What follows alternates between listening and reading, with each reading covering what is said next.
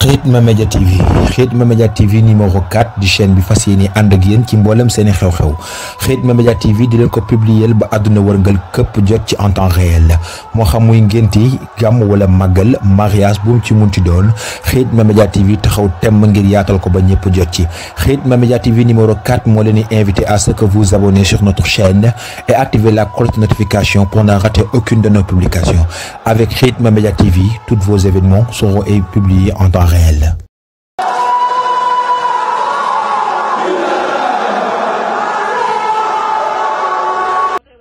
Wallahu yàlla rabbi sama borom asalu dana ñaan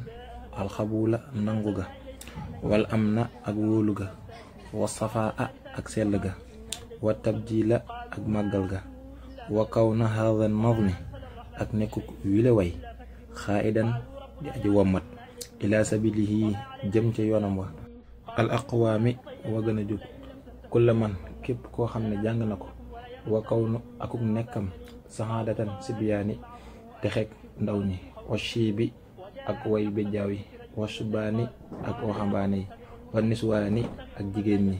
hada lii hawaanul insiraafi mooy jamonoy soppiku ga lil maraam jëm ci càkkutéef la